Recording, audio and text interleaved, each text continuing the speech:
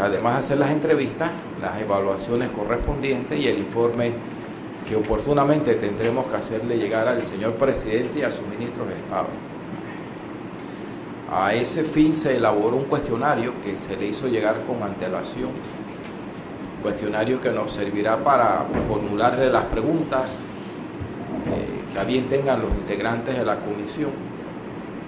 Y la primera pregunta, ese cuestionario es una pregunta introductoria, pero de gran importancia, porque nos va a permitir conocerla a usted como persona a través de su historia familiar, pero también como profesional a través de su historia profesional, sus ejecutorias, así como las cualidades que usted considera que al poseerlas son de sustento para la aspiración que tiene, es decir, de ocupar un cargo en la Corte Suprema de Justicia. A ese fin, le corresponderá a la representante de Alianza Ciudadana por Justicia hacer esa primera pregunta.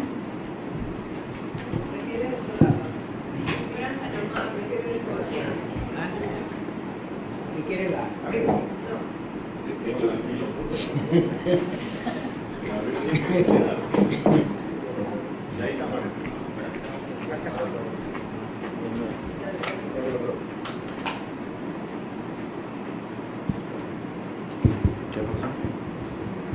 Bueno, pero si gusta puede adelantar la pregunta y así pues no nos demoramos tanto hasta que traen el otro micrófono. Sí. Gracias, licenciada. Gracias y Sí. bienvenida al proceso. Muchísimas gracias a ustedes por recibirnos. Bienvenida. Por favor, nos repite su nombre completo. Mi nombre es Maruquel Desiré Castroverde Crosswhite. Muchas gracias, licenciada. ¿Su número de cédula? 8-226-1913. Gracias, licenciada. Usted disculpe, ¿qué edad tiene? 55 años. Gracias. Nací el 12 de febrero de 1964. Muchas gracias, licenciada, muy amable. Por favor, ¿a qué sala aspira? Penal. Su rango de estudios académicos, ¿qué es lo máximo que ha alcanzado? Maestrías. ¿Una? ¿Varias? Dos. Dos maestrías. Muchas gracias. De sus 55 años de edad, lindos 55 años de edad, ¿cuánto tiempo de experiencia tiene? 26 años en el Ministerio Público, específicamente la Procuraduría General de la Nación. Sí, gracias. Voy a pasar a hacerle la primera pregunta del cuestionario. Más que todo es para que nos pueda explicar un poco o contar un poco su historia de vida, su vida profesional. También, por favor, nos da, en su opinión, qué cualidades la hacen merecer ocupar el cargo de magistrada de la Corte Suprema de Justicia. Por favor, en ese mismo orden, si sería tan amable decirnos cuáles son los elementos o sus atributos que sustentan su opinión o su decisión, y también la forma como usted o cuál ha sido su experiencia trabajando en equipo. A ver, ¿sí me escuchan? Está perfecto, sí. Bueno, primero voy a decirle que esa es una pregunta compuesta y yo tendría que objetar. Voy a tratar, y le agradezco muchísimo, si en el orden de No mis se respuestas, si se me queda algo, por favor, Le ayudamos, ¿sí? claro que sí. Ajá.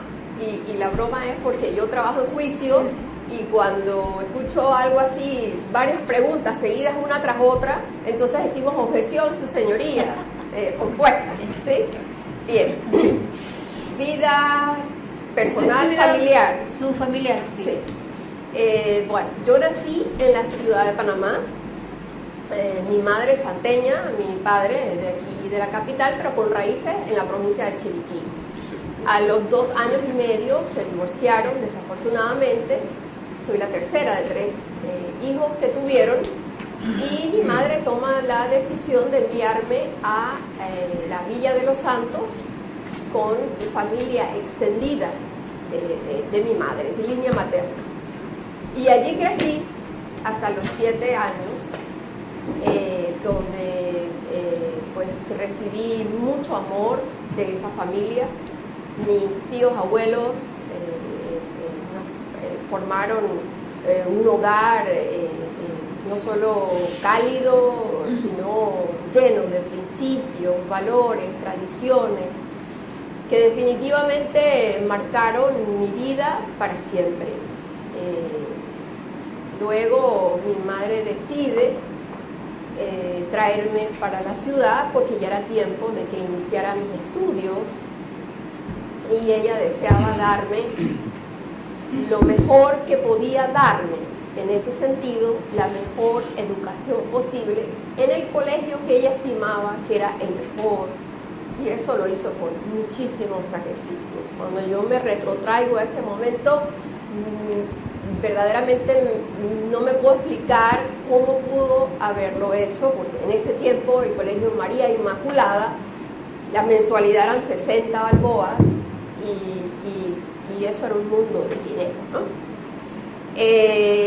Esa decisión de mi mamá la sufrí porque ya yo estaba con raíces muy afincadas en mi pueblo, ¿sí? Así que fue doloroso desprenderme de ese ambiente. Acá estudié, me gradué en el colegio María Inmaculada, también sufrí un poco de esa parte porque no había alternativa para estudiar, ahora le llaman letras, o sea, estaba el bachillerato fusionado, ciencias, letras y filosofía, y como escuché al magistrado Arrocha hacer medio una broma de que la mayoría de los abogados no somos muy amigos de la matemática, entonces definitivamente si tenía que graduarme allí, pues fue difícil con la física, la química, esta cuestión, pero lo logré, gracias a Dios. Y estuve clara siempre que quería estudiar Derecho. Muy idealista, quizás todavía al día de hoy hablándoles lo soy, y tal vez lo van a constatar cuando me escuchen responder otras preguntas. Así que, pues, enseguida que se abre la convocatoria al curso de verano, fui a la Facultad de Derecho de la Universidad de Panamá. Primero la fui a contemplar, porque tiene en su fachada este diseño de un templo griego, el templo de la justicia, ¿no? Romano, donde uno se imagina casi tocando a los dioses y alcanzando la justicia, ¿no? Con la mano. Y fue una época maravillosa porque yo siempre digo que fue un privilegio haber estado en ese tiempo donde concurrieron grandes maestros del derecho en esa generación. Tuve el privilegio de dar clases con el profesor César Quintero, que en paz descanse. Todavía me parece escucharlo decir señorita Castroverde, que la inquieta. Camilo Pérez también lo conocí, al profesor Secundino Torres Budiño, que lo conocí en una etapa crítica de su salud, donde concurría al salón de clases todavía padeciendo este mal terrible, con un megáfono para que le pudiéramos escuchar.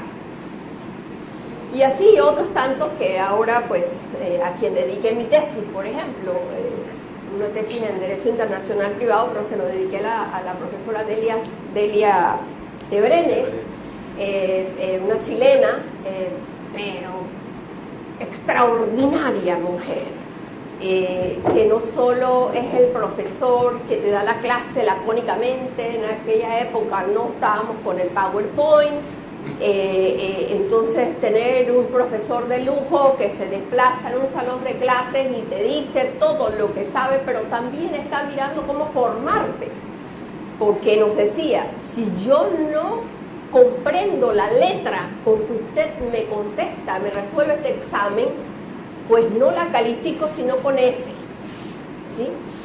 Si encontraba faltas ortográficas, así mismo iba quitando los puntos al examen. Entonces ese fue mi referente de toda mi carrera, al punto que termino mi carrera y le dedico la tesis.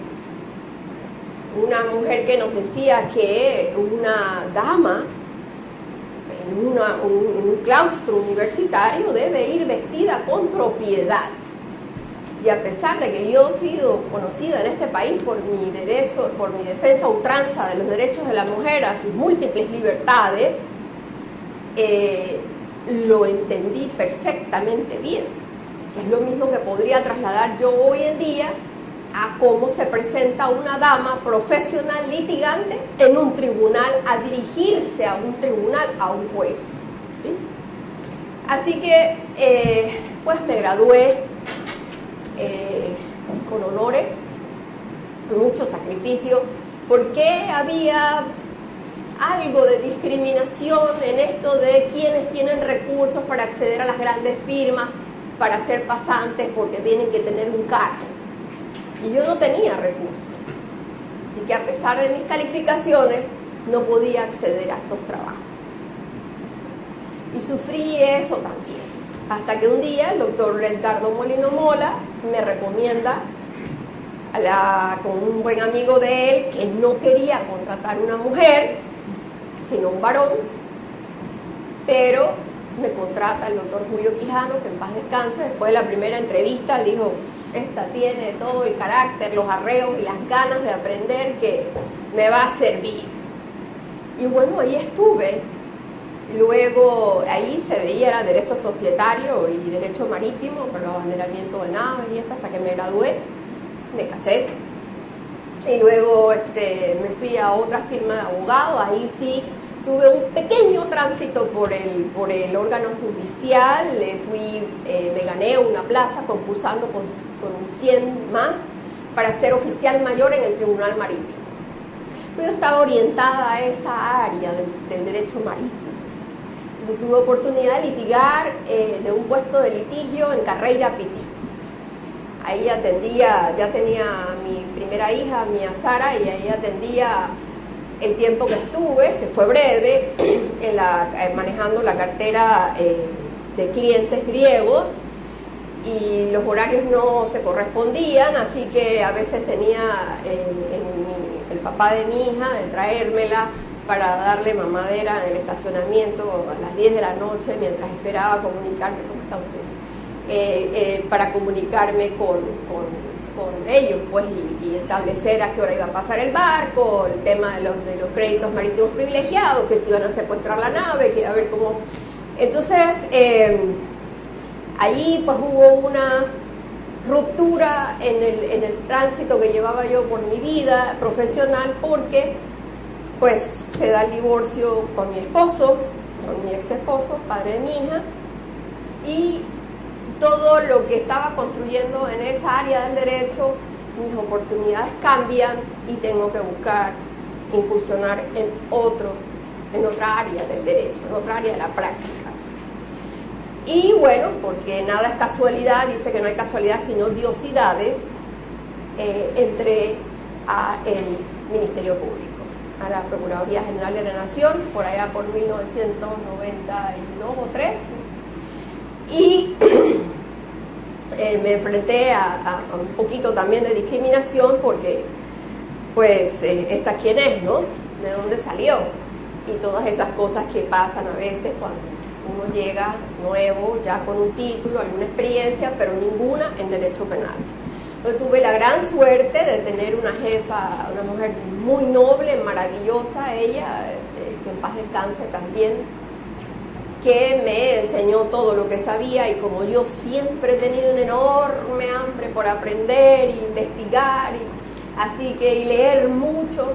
Es más, una anécdota linda de mi mamá en sus esfuerzos por educarme. Me llevaba a la bajada de Salsipuede, ese era nuestro paseo los sábados, y me decía: te voy a comprar un libro. Por supuesto que los libros son de segundo, pero por favor no lo leas tan rápido. Yo obviamente no es que me podía comprar, ¿no?, muchos libros todo el tiempo. Bueno, finalmente en el Ministerio Público se fueron dando las oportunidades para demostrar de qué estaba yo hecha, ¿sí? Y creo que quien me dio el espaldarazo cuando me lo dio, porque hablemos con sinceridad, ¿qué sucede? Hay un cambio de administración y hay algunos puestos que se mira si se pueden ubicar algunas personas que son de nuestra confianza. Entonces, Cambia la administración de un procurador a otro, no digo que eso siempre pase, pero algunas veces pasa, y los puestos de asistente de fiscal eran algunos puestos atractivos. Si yo solo tenía 4 años en la institución, pues de repente podría ser que fuera una de esas para salir de la institución, ¿no? Pero una persona, que me voy a reservar el nombre para que no digan después que esto, que lo otro, esta persona habló con el procurador Sosa y le dijo, mira, dale una oportunidad. Yo no sabía. Entonces, cuando me entero, no me gustó mucho cómo me enteré, pero le doy las gracias. Y me dice, no me des las gracias, yo no lo hago por ti, yo lo hago por la patria. Y saco a relucir esta anécdota porque donde sea que él oiga de mí, mi nombre, donde sea que vea hasta dónde he llegado, debe sentirse satisfecho que si dio su palabra, yo honré la patria con todo lo que he hecho durante mi carrera. La parte familiar, tengo 3 hijos, una joven mujer graduada en medicina, que está por irse a Israel. Mi primer esposo es judío. Ella va a estudiar neurología. Se ganó, por sus propios méritos, se ganó una beca con Senacit. Se llama Mia Sara Levy. Y una niña brillante. Cuando yo estaba embarazada de ella, me gustaba mucho la canción de Alejandra Guzmán, esa decía, vas a llegar muy lejos, mucho más lejos que yo. Y siempre se la cantaba, así que yo soy su primera admiradora, por supuesto. Y tengo unos mellizos de 18, que eso es lo que yo digo que fue el golazo de la vida, porque ya yo no pensaba tener más hijos, y quedo embarazada no de 1 sino de 2, y son varones.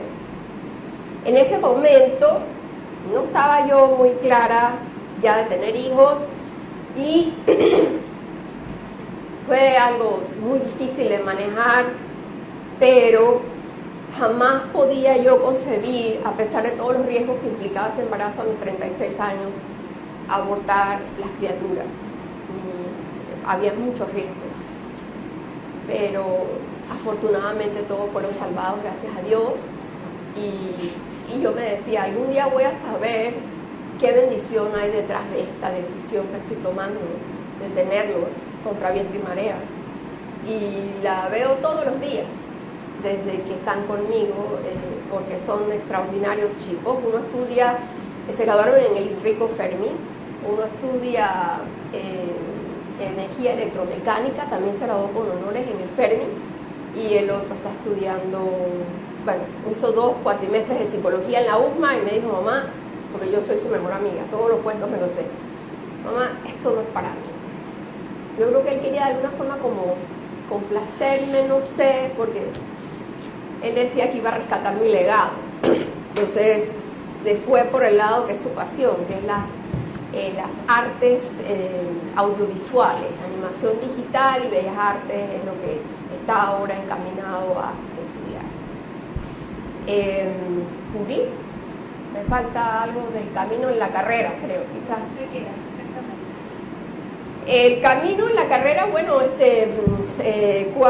me quedo en la institución, luego me ascienden a fiscal especial en Ancón, y yo estaba muy emocionada. Pero antes de ese cargo se me olvida que cuando yo entro al Ministerio Público, el sueño más caro, más anhelado mío era llegar a ser asistente de fiscal superior, porque yo quería hacer juicios ante el jurado de conciencia. Entonces era como, wow, yo voy a estar ahí, lo voy a hablar, y bueno, todo eso era muy emocionante para mí, pero yo sabía que iba a haber un camino, ¿no? Entonces, estando de asistente en la Fiscalía Especial de Ancón, que primero fui asistente, mi jefa, que es una gran maestra también, esa otra jefa, me dice, Maruquel, pero si hay una vacante, aplica. Y yo le digo, no, porque usted sabe cómo es esto. ya hay una persona, así que yo ¿para qué voy a ir ahí? No, Maruquel, vaya. Bueno, me dio tanta lata que fui. Y me entrevisté con el procurador Sosa. Después que le explico y le digo, pues, por qué yo tenía esta aspiración. Entonces me dice, ahora póngamelo por escrito. Entonces yo regreso donde la fiscal, mi jefe, le digo, mire, ahora quiere que lo haga por escrito, ¿para qué? Entonces, ¿eso para qué? Si ya le hablé, ahora ¿para qué? Hágalo, Maruquel, hágalo. Y lo hago. Y me dieron la sorpresa grata. Eso pónganse que fue un martes. Contesta el teléfono mi jefa, porque en Ancón eran unas oficinitas, entonces yo tenía un huequito en la oficina. Y dice, sí, ¿cómo no? Sí, qué bueno, sí, bueno, ya yo le voy a decir. Entonces me dice, Maruquel, te escogieron. ¿Cómo? Sí, y tienes un juicio el jueves. No puede ser. O sea, por dentro la felicidad, pero por dentro también la angustia. ¿Cómo va a ser? Claro, sí, feliz y no. Entonces, en ese tiempo y siempre, nuestro maestro de maestros en el litigio ante jurado, y iba a ser uno de mis jefes, era el ex fiscal Dimas Guevara. Entonces, cuando yo voy, me dice, aquí está el caso. Está. Yo le digo, ok. Me dice, dele, hija. Él siempre dice, usted no se preocupe, usted lo va a hacer muy bien. Ya. Y digo, pero no me va a orientar, no me va a decir, mire, lo único que le digo es lo siguiente. No me digo con quién me iba a enfrentar. Usted cuídese de que no la regañe el magistrado presidente o la magistrada presidente ante el jurado, porque si la regañan, perdió el caso. Si regañan al otro, no importa. Entonces, y algo sobre los colores, bueno. Fui al juicio, me dijo, y se lo tiene que aprender de memoria. Así que yo agarré eso, lo puse sobre la mesa, lo separé, los testimoniales, esto, lo otro.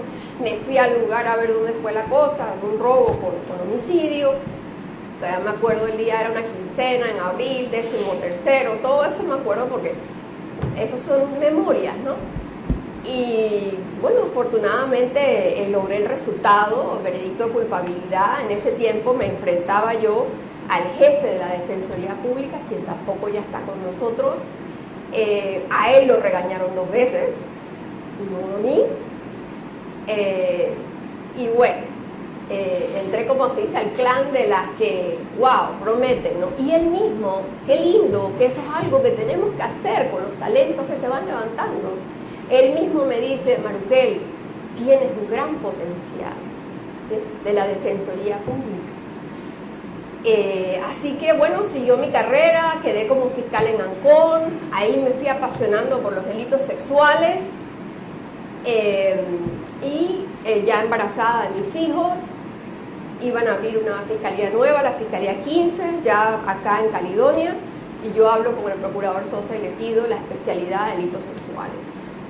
Y ahí siguió mi camino, alrededor como de 10 años estuve dedicada a delitos sexuales, fueron como 3.000 casos que manejé y he escrito un montón de artículos, de conferencias dentro y fuera del país. Hay una obra mía que es algo emblemática, digo, porque recoge eso, lo que pasó en 10 años de trayectoria, de experiencia, de luchas, de batallas, de estudios, de investigaciones, quedó recogido en esa obra que se llama La víctima y la prueba de los delitos sexuales. Y que todavía me la siguen pidiendo, una primera edición, una segunda edición ampliada, actualizada, conforme a la Ley 63 de 2008. Y pues eso me da una enorme satisfacción cuando inclusive en la Corte Suprema de Justicia ya un fallo registra en un precedente, o sea, el precedente registra una cita a esa obra examinando hechos de un tipo penal específico. Después de eso fui subsecretaria general en el tiempo de la procuradora Ana Matilde Gómez. me dio la oportunidad de serlo porque veía en mí también la capacidad para otra de mis pasiones, desentrañar, ver la letra de la norma y buscarle los matices según los hechos y las pruebas aportadas. Entonces me dice, bueno, vente acá a la subsecretaría, era un gran honor trabajar con una mujer con esa formación, con ese carácter, con ese talante, pero también yo tenía los ojos puestos en ser fiscal superior de homicidios, porque yo me veía frente al jurado. Y bueno, al tiempo, pues sí, eso le molestó a ella mucho, una anécdota. Ella no quería que yo, o sea, como que no veía por qué esa opción, para qué yo quería estar trabajando con ese tema, pero allá me fui y gracias a Jesús tuve 10 años trabajando con más violencia. Yo fui la primera fiscal que habló en el Ministerio Público de femicidio.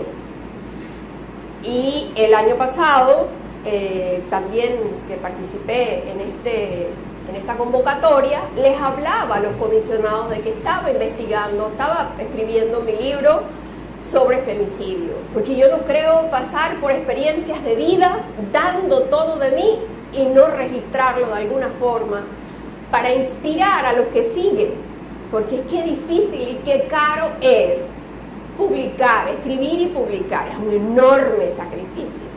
Y aquí está mi libro, El femicidio y otros delitos de violencia contra la mujer por motivos de género. Así que cumplí con el cometido. Ahora, con la entrada en vigencia del sistema penal acusatorio, la señora procuradora le pareció que yo llenaba el perfil para ser la coordinadora de la sección de asistencia a juicio en delitos comunes de la Fiscalía Metropolitana. Ella decidió que yo podría tener el toque para mirar si el caso tenía la calidad, el potencial de ser presentado a un juicio o no. Porque nos toca también mirar para atrás lo que han hecho nuestros colegas. Y sin esto, pues no hubiera ganado la experiencia que me trae también a ustedes hoy hablarles de lo que sé, de lo que he vivido en esta última etapa. Gracias, licenciada. Pero antes de terminar la ronda conmigo, nos ha contado varias de sus satisfacciones dentro del sistema. ¿Cuál ha sido su mayor decepción?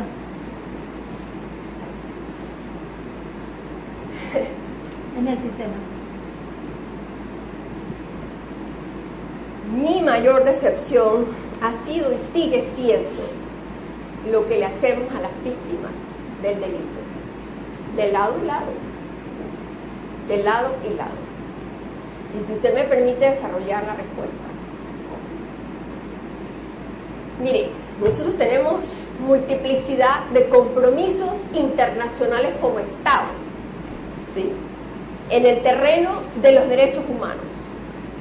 Hemos hecho una reforma procesal penal que privilegia, pone en un nivel preponderante la dignidad humana y sin embargo constantemente vulneramos la dignidad humana y no solo de las víctimas.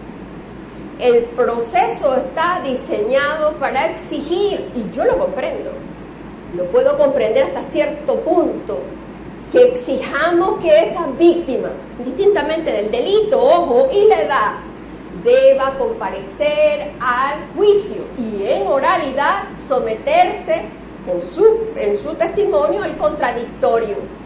De lo contrario, no podría asignársele un valor credibilidad. O sea, su credibilidad está sometida a testeo, a escudriñar si está diciendo la verdad o no. ¿De acuerdo? Eso en algunos casos lo resisten bien, pero nosotros estamos comprometidos a respetar dignidad humana. Entonces, ¿cuáles son las condiciones que estamos suministrando? ¿Cuáles tuvimos en mente cuando se diseñó la reforma procesal penal para que esos derechos de esa víctima y del acusado, del que me gustaría hablar más, estamos diseñamos, previmos y dimos las partidas presupuestarias para que fueran cumplidas. Usted no tiene, sí, o sea, lo que yo estoy hablando es lo que yo vivo. Yo entro a Plaza Ágora, que es donde, y lo han visto en la televisión, es un hecho público y notorio, por donde se entra a Plaza Ágora. Las puertas son súper estrechas, sumamente estrechas, de vidrio, que ya han sido rotas un montón de veces. Cuando usted entra hay una pequeña cajilla donde usted tiene que transitar para que pues, si usted tiene vamos a decir que alguien entra con un arma, qué sé yo, usted tiene que despojarse de su teléfono celular, lo dejan ahí y está bien. Inmediatamente a su izquierda hay una hilera de tres sillas, o sea, así pues, pero allí están sentados familiares de acusados, con fiscales, con abogados particulares, o sea, está todo el mundo revuelto. Eso es un tema de seguridad grave, ya han habido situaciones. Pero también pensemos, ¿por qué tienen que estar mezclados? Es un tema de respeto, de nuevo, a la dignidad humana.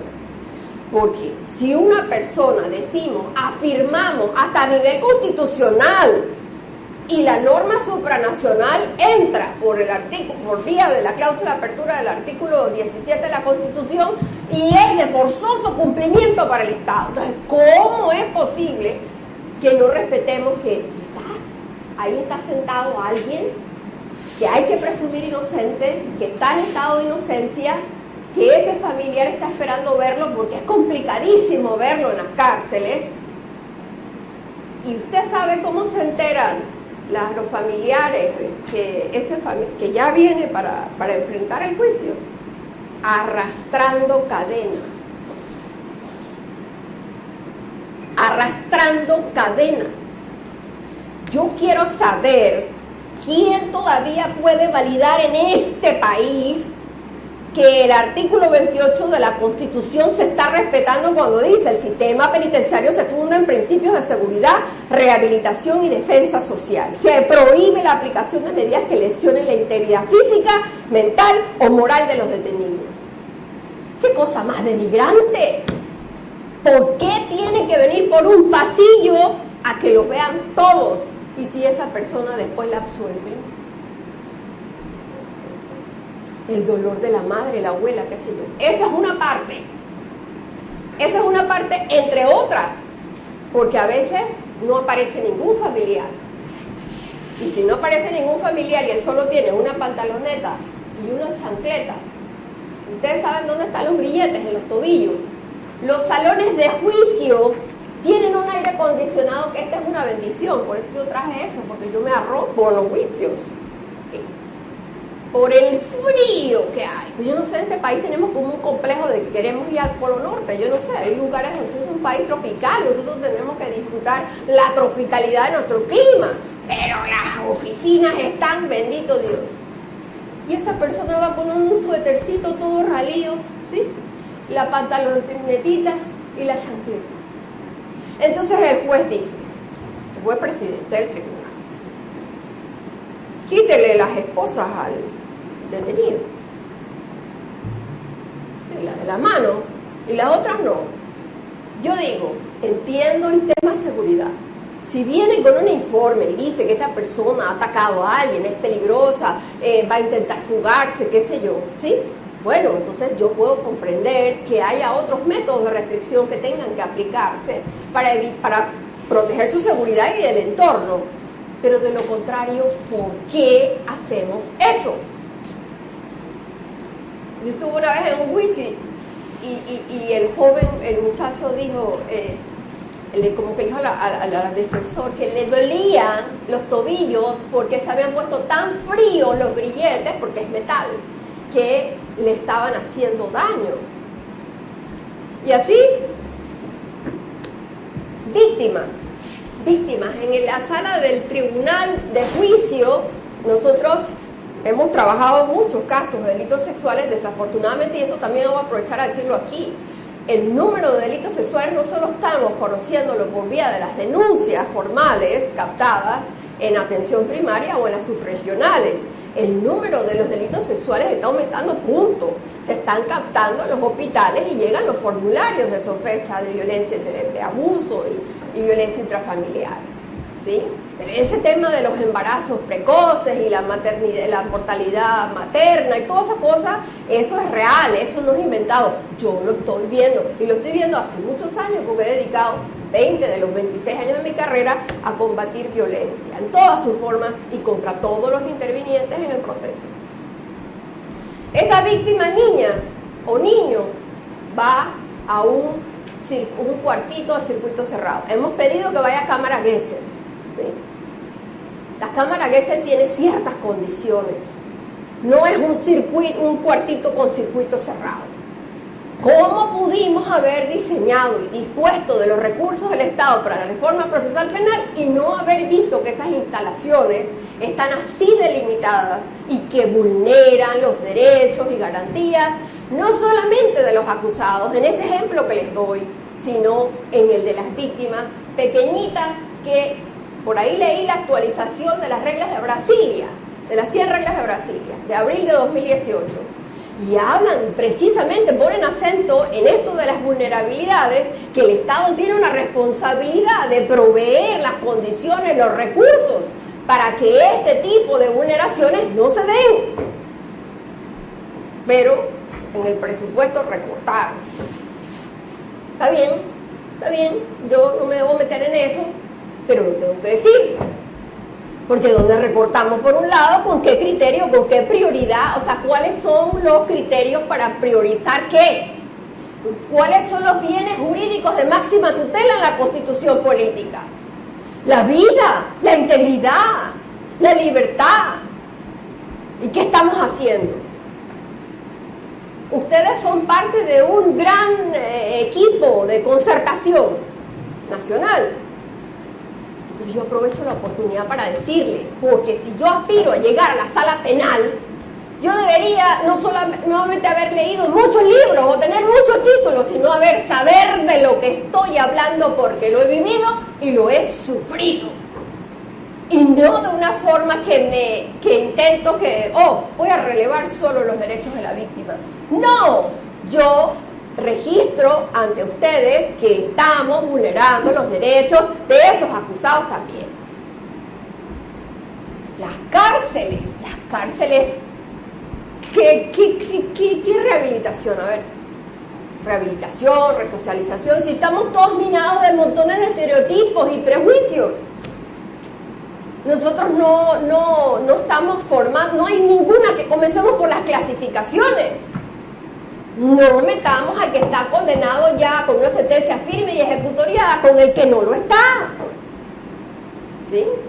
Luego también está la gran crítica social que en todos los países, yo estudié reforma procesal penal en Chile, pero en todos los países han sufrido contrarreforma.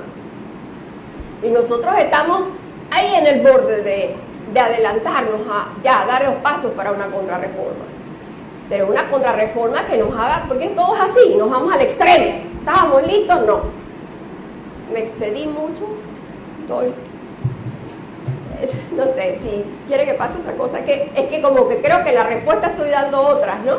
No, está bien porque nos ilustra y también es bueno escucharla porque usted está dentro del sistema y estamos aquí precisamente porque queremos ayudar a que las cosas mejoren. Además, yo sé que hay una multiplicidad de preguntas, pero escuchándolas prácticamente sin habérselas formulado no las ha respondido. Así es. Nos ha hablado de normas internacionales, ya no está diciendo que creen ellos, hay que cumplirlas, control de convencionalidad, los estándares internacionales. Se le va a preguntar, hay que transformar el sistema, de lo que nos está diciendo, obviamente que hay que transformarlo, hay que mejorar. Todo eso implica presupuesto, todo eso implica integridad, todo eso implica independencia judicial. Ahora, no estoy diciendo que no hagan las preguntas, yo estoy escapando lo que nos está hablando. Pero a la par que me da esos puntos de referencia, yo no solamente estoy haciendo una propuesta, o sea, yo les estoy diciendo lo que veo pasar. No. Pero mi inquietud más profunda o el mensaje que yo quiero dejar es que nosotros nos limitamos mucho al discurso. Vamos a decir que sí dan el presupuesto. ¿Y quién va a decidir cómo se administra ese presupuesto? Eso me perturba. Yo digo, ¿cómo es posible? Vamos a viajar a tal lado. Mire, En la institución donde yo trabajo, cuando usted viaja a un lado, usted tiene que hacer un informe. Yo soy parte de la plantilla docente del Ministerio Público. En litigación, en juicio oral, en derechos humanos, derechos de género, delitos sexuales, femicidio y todas las formas de violencia contra la mujer. Uno hace un informe, uno produce algo. Esos compromisos, yo firmo un contrato, digo, sí, pues me mandaron a estudiar, entonces yo firmo un contrato y todo lo que me han enseñado, yo tengo que devolverlo. ¿Dónde está la devolución? Exija la devolución, escriba un libro, publique una conferencia, haga una compilación de los fallos que son uniformes. Las universidades, las facultades de Derecho están hambrientas de recibir ese conocimiento. ¿Dónde está la producción? ¿Dónde está organizada la información? Esta es la época de los TICs, de las tecnologías, de la información y la comunicación. ¿Por qué no se aprovecha en temas puntuales? Vamos a uniformar. Aquí hay 5, no 3 fallos, porque es doctrina aprobada, vamos a poner 5 en esa misma línea. Y de los últimos 5 años, porque el tema es ese también, buscamos uno de por allá, de la Perica, ¿y qué más? ¿Y qué más? Entonces, ese tema del presupuesto es perturbador para mí, porque yo soy de las que digo, bueno, a ver, ¿qué voy a hacer con esto? Bueno, entonces, ¿es necesario que se viaje 10 veces a todas las conferencias que se requiere una representación de Panamá? Probablemente no. Pero si usted va a viajar, ¿qué va a generar? ¿Sí? ¿Qué va a generar? Yo me comprometo a la Universidad de Panamá, a la Universidad de Santa María, voy a ir a hacer un periplo por todas las universidades y voy a dar una conferencia sobre lo que es la nueva corriente de no sé qué cosa. ¿Sí? Y entonces yo entrego eso. Y luego no solo lo entrego, sino que lo filmo, lo hago filmar. ¿Para qué? Para que se pueda difundir en la web y siempre esté de forma permanente. Que ese magistrado que viajó, que fue a tal cosa, hizo esta conferencia, la reprodujo por todas las facultades de la capital o del interior y la instaló en el sitio web del órgano judicial o no sé. ¿Sí? Pero tenemos que, a mí me aterra el tema presupuesto. Si queremos el presupuesto, lo necesitamos. ¿Qué hacemos en Plaza Ágora? Ya en Plaza Ágora no se puede estar. Yo soy fiscal de juicio y yo he hecho juicios en la sala de informática con los cables cayéndome entre los jueces y nosotros, porque no hay, usted sabe lo que es decirle a una víctima 3 veces de violación, con todos los testigos y peritos y todo el mundo reunido 3 veces, que esa tercera vez no hay sala para ubicarla. Ahí leí en la actualización de las reglas de Brasilia que hay que darle prioridad, porque hay un tema del derecho de discriminación positiva de los grupos vulnerables. Prioridad. Inclusive podríamos exigir que en la agenda de juicios ese sea primero. Pero no, reprogramemos. ¿Ustedes saben para cuándo están ya agendadas las audiencias? Para mayo, junio y agosto, creo que agosto, septiembre fue lo último que me dijeron del otro año. A riesgo que no se pospongan para el 2021, ¿no? Creo que en Chorrera hay un problema porque ya se fueron a 2023. Ahora también leí por ahí que van a instaurar unos nuevos tribunales y allá en Panamá Oeste. Esa es otra cosa, política criminal, identificación de los delitos que más recurrentes son y además de eso las áreas mayormente impactadas para que el acceso a justicia sea efectivo. Por eso digo, mucho derecho, mucha cosa linda, mucho discurso, hágalo efectivo. Haga estaciones de intercambio. Por eso yo digo, tiene que haber una comunicación entre el juez y la sociedad a través de los fallos, pero también docencia. En una de las obras que estaba leyendo se habla de la generación de una cultura cívica jurídica, que podamos reunirnos y entendernos. Hay una de las preguntas ahí sobre, bueno, mejor háganmela, porque me estoy adelantando mucho. Usted me quería hacer una pregunta, disculpe. No, de mi parte muchas gracias por toda la explicación que me ha dado. Yo sé que Carlos le iba a hacer una pregunta, pero me imagino que aquí se puede aplicar eso y que la sala está ilustrada, ¿no? Pero Carlos Lee, por favor. Sí, yo no estoy ilustrado. Primero porque no le oí desde el comienzo que tenía un compromiso antes y mi asistente, más que mi asistente, estaba aquí. Licenciada, está claro que usted tiene muy claro el problema que existe. Sin embargo, hay una pregunta que va encaminada a el tema, la número 9, que dice: ¿considera usted que el servicio de administración de justicia necesita transformación? Y me gustaría, por el dominio que usted tiene, por estar adentro y conocer muy claro el problema, ¿qué cosas concretas habría que hacer? Porque el puesto de magistrado es un poder dentro del sistema de administración de justicia que no se ha usado adecuadamente, a mi juicio. No me refiero a administrando justicia, sino para mejorar el servicio de administración de justicia. Me gustaría saber, además de las críticas muy atinadas y el análisis muy atinado que usted hace, qué cosas concretas se podrían hacer para mejorar el servicio de la administración de justicia. Fíjese, en eso de mejorar el servicio, nosotros también tendríamos que pensar cómo reganamos la confianza de la sociedad en la administración de justicia. O sea, va de la mano, porque no hay confianza, no hay.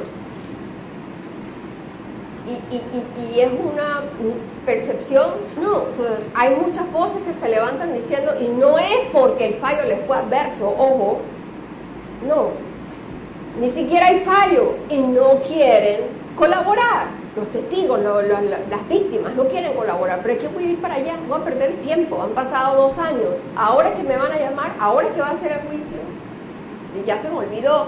Otro es el temor de lo que pueda ocurrir si voy a juicio y testifico.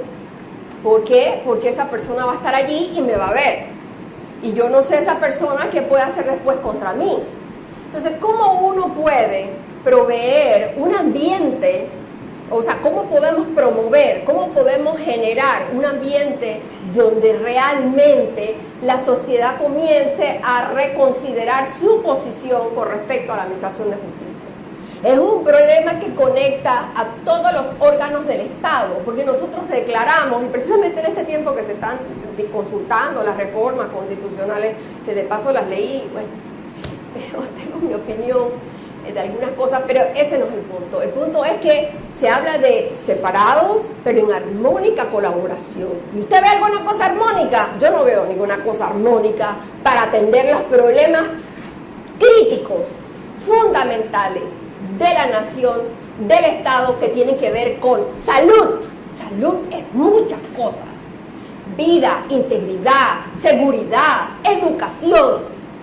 Entonces, la administración de justicia debe asumir un rol en reganar esa confianza, pero es que sola, sin que se haya fortalecido el tema de la independencia judicial, sin que los colegas magistrados, que los admiro enormemente, porque yo he venido aquí a hablar lo que siento, pienso y he vivido, y estoy segura de que previa consulta con mis superiores, como me conocen, saben que iba a presentar estos problemas de la forma que están acostumbrados a que yo me exprese.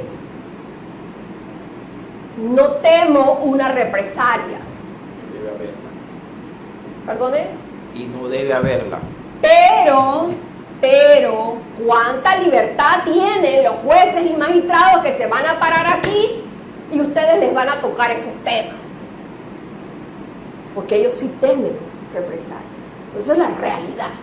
Porque ellos sí temen que sean reprochado esto o aquello. Porque ellos sí temen que puede ser que sean aguantados y no les den la oportunidad de ascender. Las carreras judiciales están en suspenso. O sea, un poco como que va a arrancar. Pero en ese estudio de la ley me preocupé también por ver que esa jurisdicción de integridad y transparencia es una jurisdicción conformada por magistrados magistrados a lo interno. A lo interno. O sea, ¿qué estamos hablando aquí? ¿Ah? Seamos sinceros, yo no vine aquí a hacerles pasar el tiempo, a decirles cosas bonitas o hablarles de mis sueños y mis ideales. Sí, yo soy una mujer que trabajo duro, he vivido muchas adversidades y he enfrentado el mal, la cara se la he visto de frente. Porque para ser fiscal de violencia, para atacar violencia, 20 años he tenido que ser muy esforzada y valiente. Se necesita un juez, no importa el nivel que ese juez tenga, que además de decir que es un juez autónomo, además de decir que es un juez imparcial, además de decir que es un juez independiente o competente, tiene que ser un juez conectado con la realidad del entorno, del contexto donde se aplican no solo los hechos que se le probaron, sino ¿por qué hablamos de sana crítica? ¿Por qué decimos que en la sana crítica reglas de experiencia deben ser aplicadas, sentido común, lógica, conocimiento científico? ¿Por qué hablamos de eso si no lo aplicamos? Pero sí lo aplicamos, pero según lo que yo sé o lo conectado que estoy con la realidad. Una amistad me dice, oh, Maruquel, si te llegan a nombrar, pasarás por aquí, no nos saludarás. Y yo, ¿por qué? ¿Qué pasa? Yo nunca he dejado de ser la misma. O sea, yo soy Maruquel, Maru. Tengo muy pocos amigos, eso sí, de este tamaño, contados con los dedos de la mano. Muy pocos. Alguien dirá, bueno, lo que pasa es que es bien fregada. No, es que un amigo de verdad, en este tema que estoy hablando, no te debe poner en aprietos, no te debe pedir favores, no te debe pedir que llames a nadie. No, el mejor amigo es el que no perjudica. Entonces yo le digo, ¿por qué no vas a saludar? Claro que sí puedo saludar. Estuvo el magistrado Arrocha en un seminario donde yo estuve y me dice, hola Maruquel, hola, ¿qué tal? Ay, nos vamos a ver allá. Sí, ya. ¿Por qué no puedo saludar? ¿Por qué no puedo saludar? ¿Por qué no puedo? Ahí también me decía alguien, no, si el presidente te llama, no sé qué. Ajá, hola, diga, ajá. Que, o sea, no le voy a decir que quiere, pero, o sea, no sé si me va a llamar para decirme que tenga un lindo día. Puede ser. Yo espero que esté grabado para que conste qué fue lo que me dijo. No, Maruquel, tú tienes tal caso. Maruquel no llegaría a ese punto. Ese es el problema. Quizás sea el problema conmigo, pero no debemos promover que llegue una persona o que finalmente se elija una persona que no pueda decir no. Es que ni siquiera se te ocurra mandarme ni mensajero ni preguntarme. Espérate el fallo. Espérate el fallo. Y volviendo al tema de la independencia judicial, ese fallo sale de aquí, pero tiene derecho a ser contraproyectado por otro que piense diferente. Entonces mi responsabilidad será que o salvar el voto o ver si hay un ángulo en ese criterio, ¿sí? Porque tampoco lo voy a rechazar, no, que yo soy la más impoluta y la más. Puede ser que el otro tenga un ángulo del caso que yo no he visto. Pero de antemano negociar cómo lo vamos a armar, de ninguna manera. Eso no me ha pasado, sí me pasó. Cuando fui fiscal de anticorrupción solamente un año, bajo la administración de un magistrado. Y como lo dije en mi intervención anterior, que en Google se pueden meter y escucharla, y eso me mereció una sanción disciplinaria. La única que tengo en mi carrera. Pero lo volvería a hacer, o sea, volvería a actuar como actué. Sí lo volvería a hacer. Sí lo volvería a hacer, porque nosotros tenemos que aspirar a ser un juez. Si fuera el caso que yo fuera juez, aspirar a ser consecuente, con principios, con valores, con una trayectoria donde ha habido muchos golpes, muchas pruebas, muchos reveses, muchas caídas, pero que se mantiene firme, que puede con la frente en alto hablarles hoy, que los puede mirar a la cara, que puede decirle a un abogado que me amenaza o me sugiera algo, le digo, ponme la cámara que quieras a seguirme, yo tengo una vida muy aburrida. Y sí se lo dije a un abogado una vez, muy aburrida, hazlo, no importa.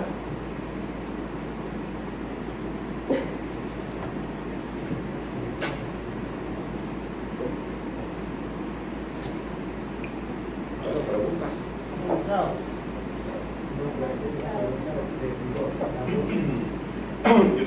No sé si logré contestarle. Sí, el de la Defensoría va a ser. Es una revolución interior lo que se requiere, Pero, ¿sí? ¿El doctor iba a hacer una pregunta? Doctor, ¿usted va a hacer algo?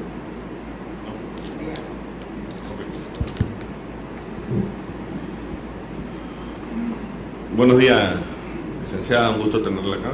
Gracias. Yo sí quiero formular 3 preguntas. Deben ser sencillas después de escuchar hoy su presentación. La primera, ¿ha sido usted investigada por alguna causa penal? Y de ser así, ¿cuál fue el resultado? No.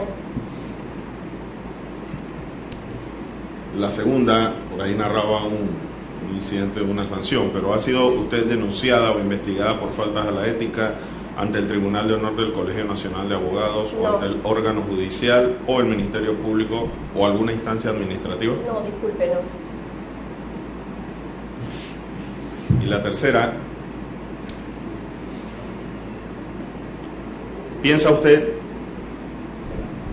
que sería complejo, sería un reto dejar el rol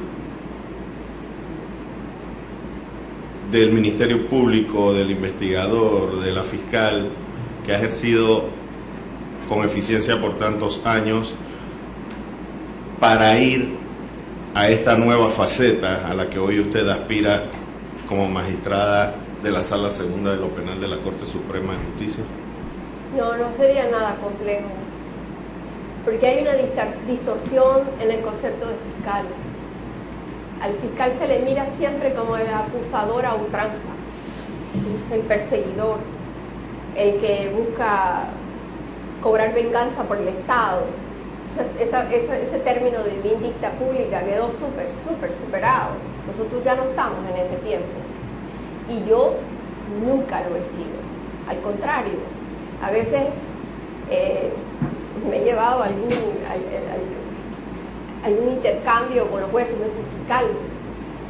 Es que eso es un tema de la defensa. ¿Sí? Alguna vez me ha pasado. Todo lo que yo puedo ofrecer, lo que estoy diciendo, tiene respaldo en abogados del foro, en jueces y magistrados que me han escuchado y que conocen mi trabajo a fondo. Mi carta de presentación, por ejemplo, en este libro, le voy a dar un ejemplo, ¿sí? Este libro se llama Femicidio y otros delitos de violencia contra la mujer por motivos de género. Pero en este libro yo incluyo, al hablar del femicidio, de los homicidios que cometen las mujeres en contexto de violencia doméstica o alegado contexto de violencia doméstica.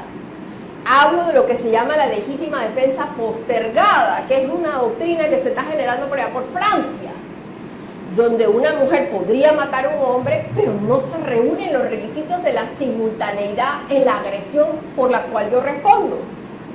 Y yo, si yo soy fiscal, ¿por qué yo le voy a dar ese tema, ese material a un defensor? ¿Sí? O sea, si fuera que solo puedo pensar como fiscal, no, yo estoy enamorada de la justicia. Mi referente en la justicia, no solo aquí en este país, no solo aquí en este país, yo desde apenas antes de graduarme tomé un curso de Paralegal Studies, estoy familiarizada algo con el sistema anglosajón, y hay una juez en la Corte Suprema de Justicia de Estados Unidos hoy en día que yo me veo reflejada en ella, la juez que le dicen la Notorious Ruth Bader Ginsburg.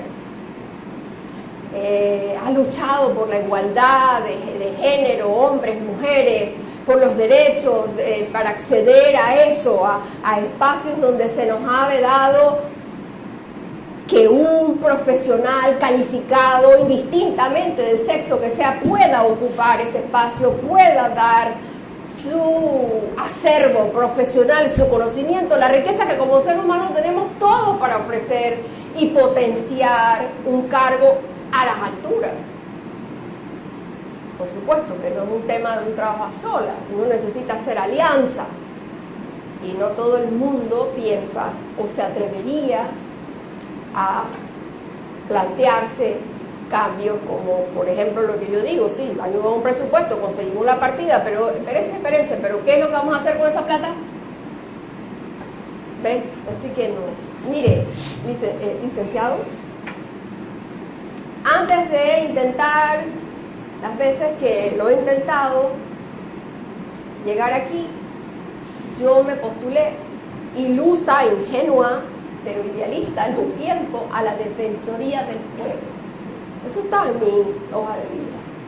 A pesar de que todo el mundo me decía, bueno, pero qué locura, vas a tu carrera acá, ¿qué vas a hacer allá? No, esa es tremenda institución. Y yo tengo todavía guardado con nostalgia el programa de lo que iba a hacer, con nostalgia, porque ni un voto saqué en la asamblea, ni uno. Así que no, mi carrera tiene, y lo tengo que hablar porque yo vine aquí a hablar de mí, ¿verdad? Ustedes quieren saber de mí, entonces yo tengo que hablar de mí. Gracias. No, permítame agregar solo disculpe, una cosa. pensé que había terminado. Si usted mira mi hoja de vida, usted verá que tengo 2 distinciones de honor. Una distinción de honor precisamente otorgada por la Defensoría del Pueblo por defender los derechos humanos de minorías. Y otro, más atrás, en la Embajada de Estados Unidos, eso no significa particularmente nada, pero sí por un trabajo también en derechos humanos, por la niñez, las víctimas. Quiero cerrar con eso y decirles que todo esto que les he dicho, y entre lo que he incluido a los detenidos privados de libertad, que ellos están incluidos entre los grupos en especial condición de vulnerabilidad. En las reglas estas últimas actualizadas de las reglas de Brasil, se habla de los privados de libertad en esa condición especial de vulnerabilidad. A ver si interiorizamos un poco de todas esas normas supranacionales, de todos esos derechos humanos y pasamos del discurso a la realidad, porque de nada sirve decir muchas cosas bonitas. El juez que tiene que ser competente, como dije ya, un juez natural tiene el derecho a tener este acusado, que la justicia tiene que ser en tiempo razonable, que tiene que haber una defensa del primer momento y un montón de cosas. A exigirlas, que se cumplan y que haya un ojo cauteloso a ver cómo se invierte para cumplirlas.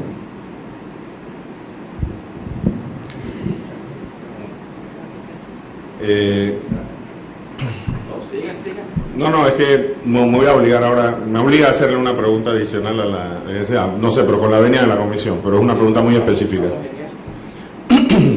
Al resaltar tanto el tema de los derechos humanos, ¿usted piensa que la Defensoría del Pueblo debe ser veladora del cumplimiento de los derechos humanos, inclusive hacia la Corte Suprema de Justicia como institución? Hay una institución que en un tiempo se contempló de la veeduría ciudadana, pero yo no veo por qué no podría haber un observatorio de los fallos de la Corte, precisamente para darle seguimiento en la parte de la satisfacción que pudiera haber tenido una víctima o un acusado al enfrentar un proceso penal, porque hay un tema de calidad del servicio y en el terreno de los derechos humanos eso es un imperativo no solo de la Constitución y la ley, es de la norma supranacional. La Convención Americana de los Derechos Humanos es clara, es contundente, cómo tiene que ejercer el servicio que se le presta a las partes, a los protagonistas del proceso. Entonces yo no veo por qué no. Ahora, ¿qué podría ser? Una sanción moral, ¿sí? Un decir de ese fallo, me parece que tardó demasiado y las partes se sienten insatisfechas porque si no tiene un defensor público o no tiene una querella constituida, entonces no puede ejercer o hacer efectivos sus derechos. Pero fíjese, mucho hay que hacer desde la Defensoría del Pueblo. Hay distintas ramas dentro de la Defensoría del Pueblo que precisamente tienen que hacerse cargo, con todo respeto, de eso. ¿Sí? Vale. ¿Listo? Gracias. Iba a seguir la chorrada, la censuraste, iba a seguir por ahí. No. Una broma. Julio. Buenos días, licenciada Castroverde. Bueno, las dos preguntas que, de acuerdo a la dinámica que hemos establecido acá en la comisión, me tocaban hacerle. La verdad es que ya fueron respondidas en su momento. Sin embargo, sí me obliga una en su intervención indicó que no había sido investigada penalmente ni denunciada por faltas a la ética. En efecto, así está establecido el cuestionario y las preguntas, siendo tan puntuales, dan espacio a las respuestas que usted indicó. Sin embargo, como al momento de intervenir, sí indicó en algún momento que había sido sancionada por algo. Nos gustaría pues quedar claros en cuál fue ese episodio y a raíz de qué se le aplicó algún tipo de sanción. Gracias. Bueno, en ese tiempo había una zarina anticorrupción que hacía las veces como otra fiscal anticorrupción, como si fuera jefa de las fiscales anticorrupción. O sea, había que se marcaba un camino, una línea, y entonces uno tenía que ir por allí. ¿Sí? Así que no hicimos buenas migas de inicio. De hecho, cuando se me presentó al despacho, yo ni siquiera sabía quién era. Estoy hablando de la época de la administración del actual magistrado Allí Prado. Entonces, el cuestionamiento que se me hizo fue un cuestionamiento en un caso en el cual, a pesar de que el juez de la causa confirmó, es decir, acogió mi petición en la vista fiscal, porque no había prueba sumaria con un delito que se planteó los hechos como de abuso de autoridad, esta persona quedó muy inconforme con mi decisión y yo estuve advertida que esta sanción de suspensión de derecho a salario por 3 días era como para bajar un poco la intensidad de la represalia que realmente se pedía, que era destituirme. Fue muy doloroso para mí, pero me sobrepuse, pasé por celdas en solitario, como se dice, porque después me sacan de anticorrupción como si yo hubiera cometido un delito. Permítame.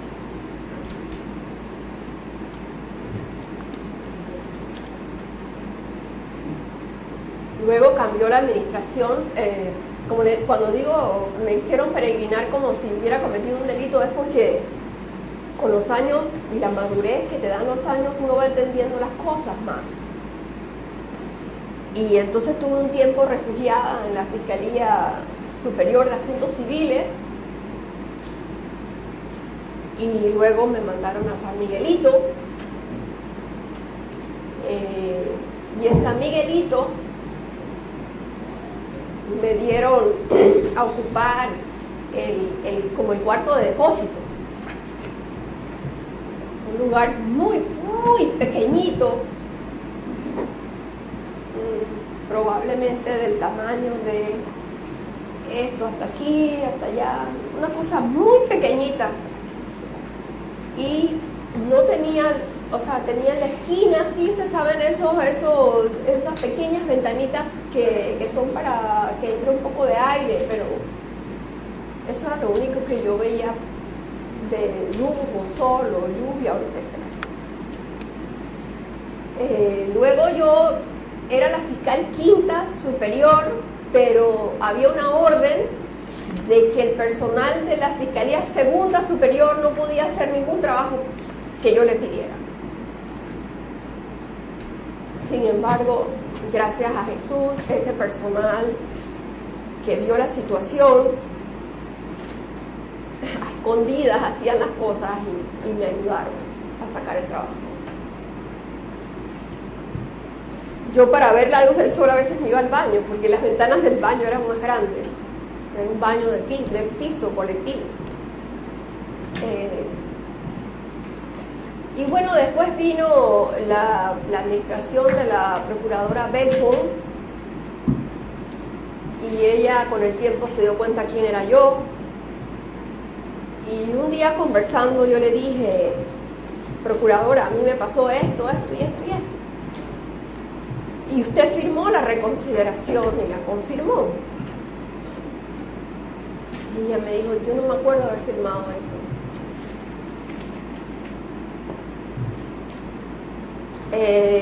Con los ahorros que tenía, pagué un abogado para llevar el caso a la sala tercera. Y el año pasado, justo cuando estaba interviniendo frente a los comisionados, que la pregunta que usted me hace no se me había hecho, yo fui la que voluntaricé la información. Allí fue donde me preocupé, porque el abogado al que le pagué, o sea, no me había contado que la decisión había salido. Y la decisión fue confirmada. La sanción fue puesta por un magistrado de la Corte, y cuando era procurador, y confirmada por otra procuradora. Así que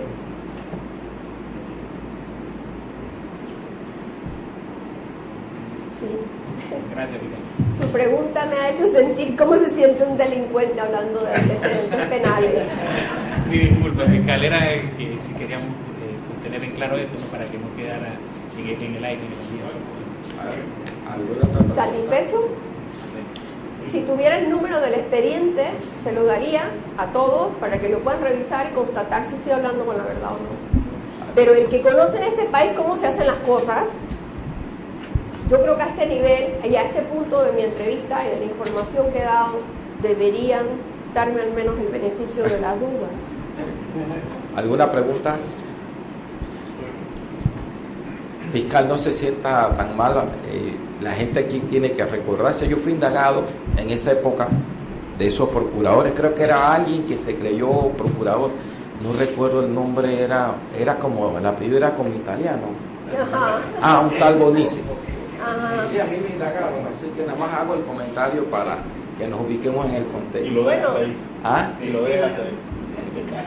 Bueno, y le agradezco porque pone en contraste lo que me pasó con lo que le pasó a usted. Sí. Y cómo, siendo yo fiscal anticorrupción, estando bajo esa administración,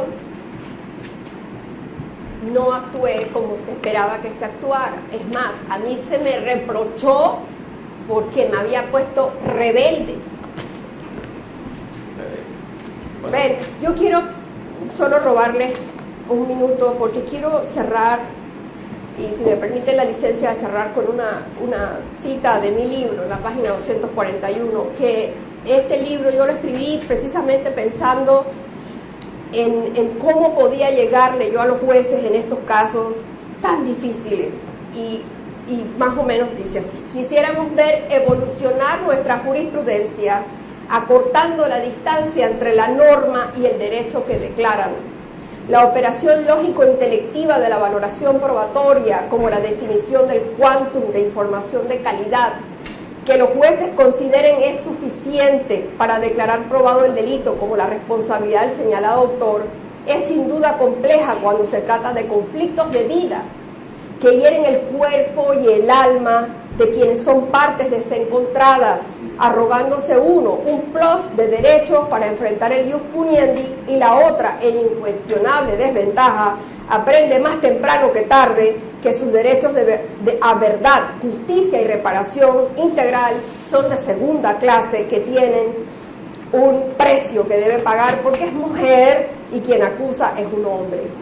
Proponemos, y aquí hago el énfasis, que la sentencia sea vehículo efectivo para que los administradores de justicia penal se comuniquen con los protagonistas del proceso y la sociedad, generando gradualmente la renovación de la confianza colectiva en la justicia penal, fortaleciendo así el Estado constitucional de derecho por y en función de la rectitud y sensibilidad humana de nuestras actuaciones en la base, donde contamos todos los asociados para restaurar el orden social cuando ha sido perturbado por el delito, la paz interrumpida y la seguridad debilitada.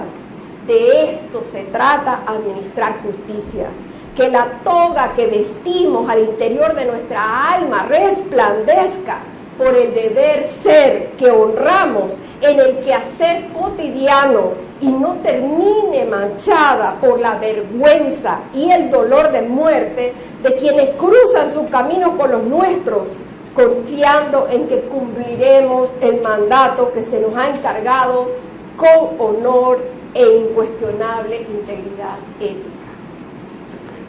Gracias. Gracias. Carlos Lee, alzó la mano. Yo no quiero que usted se vaya sin decir lo que pienso de su episodio, ¿no? Porque es lo que nosotros desde la sociedad civil hemos estado luchando, por lograr una verdadera independencia en la administración de justicia. Y uno de los temas que yo creo que uno no debe sentir vergüenza ni sentir, a mí su sentimiento de decir estoy como un delincuente que está declarando, yo pienso que los delincuentes son otros y que han estado abusando del poder históricamente.